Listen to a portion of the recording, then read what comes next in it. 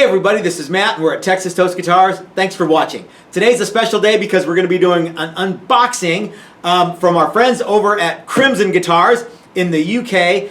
And what is in these boxes is something very cool for a very cool event for a very cool cause. And we're going to get to the unboxing here in a second. But this big guy here, I'm assuming, is going to be the kit that we will use as the jumping off point for our entry into the Great Guitar Build-Off 2020. If you don't know what that is, you can go to the website that's up right now, and it's just greatguitarbuildoff.com.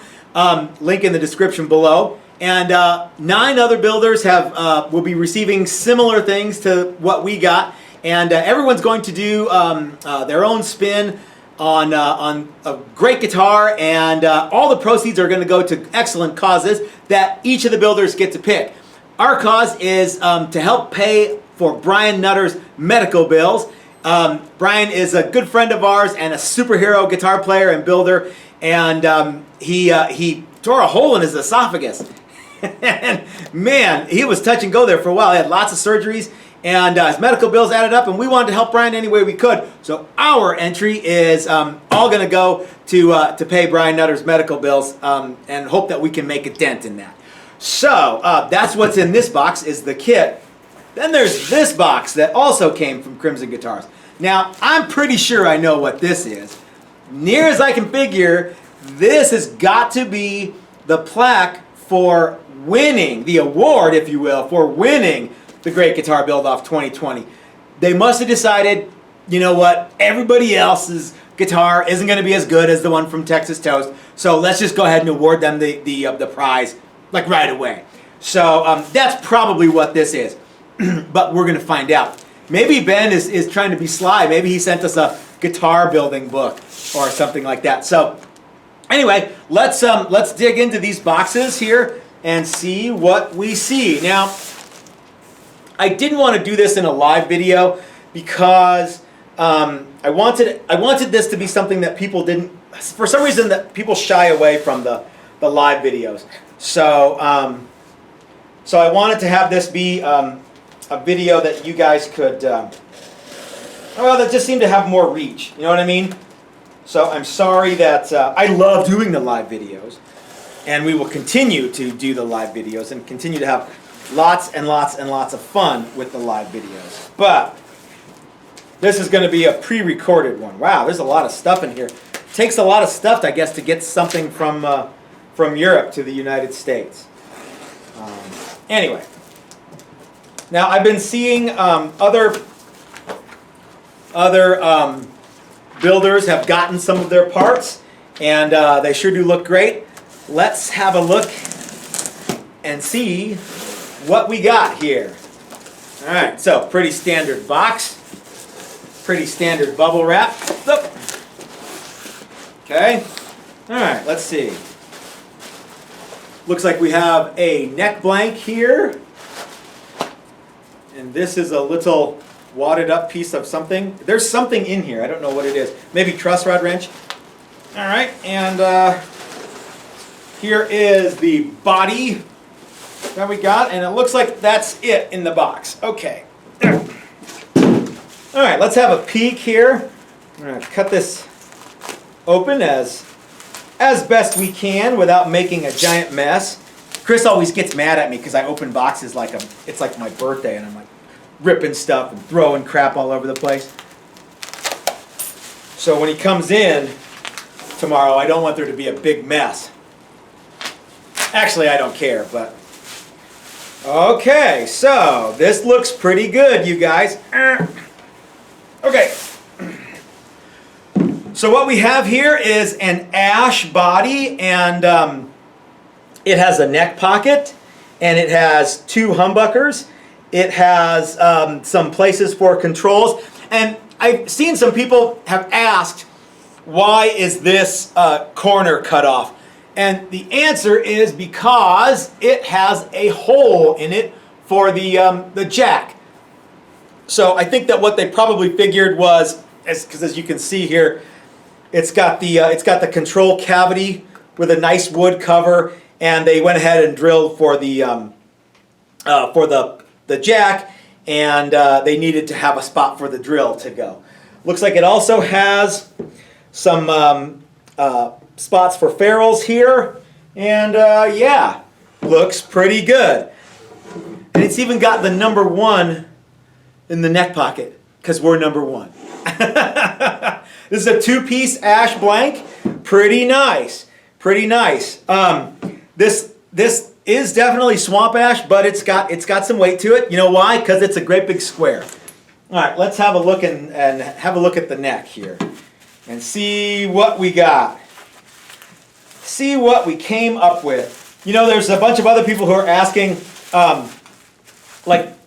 some of the other contestants in the contest are getting, you know, like kits that are already guitar shaped. They're not something that Bo Diddley would play.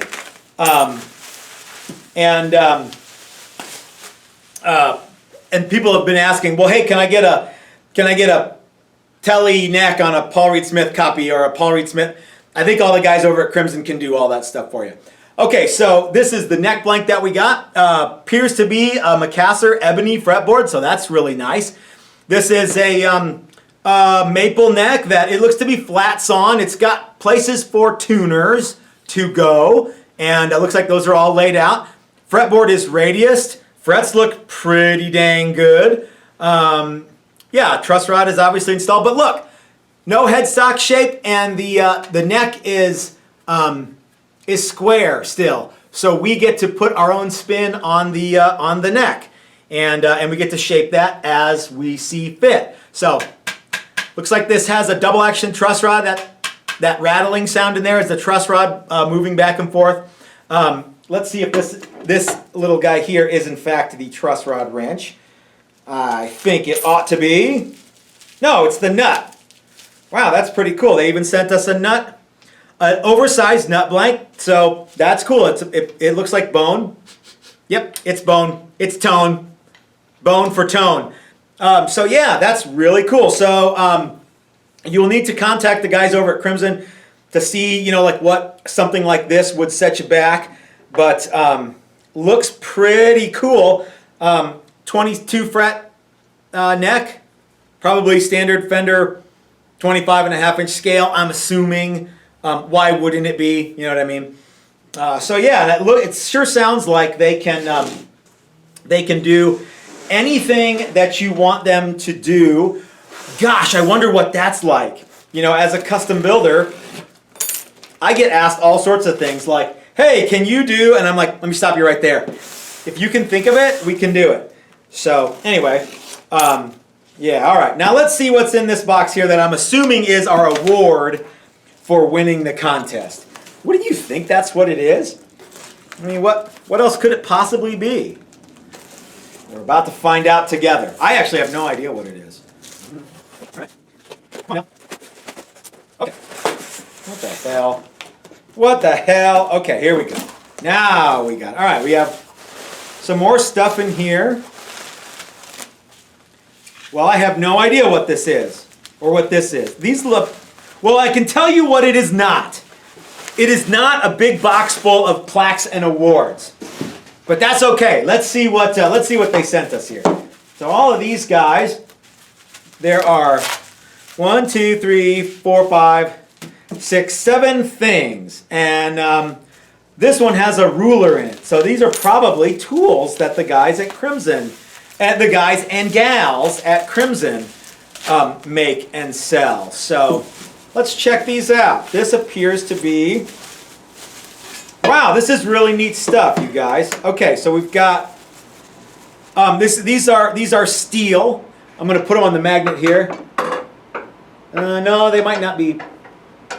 Yeah, I think they are. So this is a notched straight edge, and presumably one is for, let's see if one's for 25.5. That looks like it's 25.5, and this one looks like it's probably, this is probably 24.75 on this side.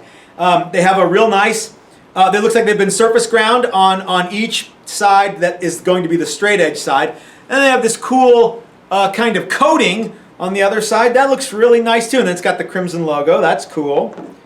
Then we have a leveling block, very, very nicely done.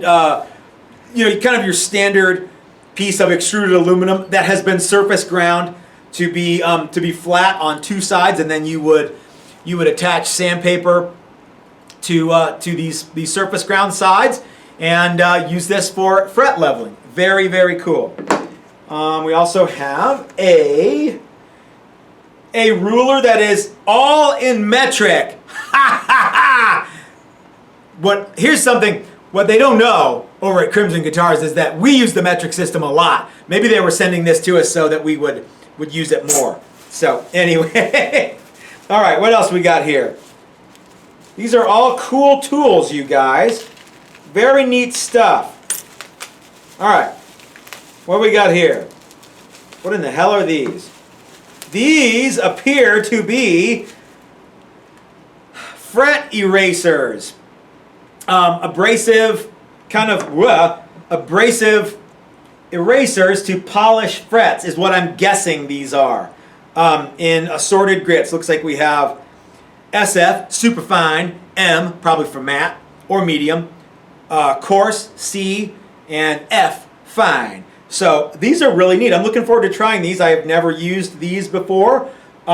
We always buff our frets, but these could be very cool. Looking forward to trying those guys out. All right, what's this? I have no idea. Penetrating guitar finishing oil. So this is, well, it's a hand-applied oil finish made by luthiers for luthiers. Very cool. Let's see what it smells like. It's probably got, oily. Yeah, that's very cool. I'm gonna have to look on their website and see what precisely this is for. It says apply to bare wood, etc., etc. This is probably for making the body, probably for doing body stuff. But I think you could use it for other things too. All right, moving right along. You know what? This is completely unexpected. The gang over at Crimson Guitars really they did not have to do this. This is very, very cool of them. Here is a string action gauge from Crimson Guitars, and yeah, so it's got, you know, all sorts of different measurements, height from the top of the frets to the bottom of the string, stuff like that on this side, and then on the other side is a fraction, inch, and maybe metric equivalence and conversion chart on the back. These are super, super cool. All right. Man, this is a lot of good stuff here, you guys. And it looks great.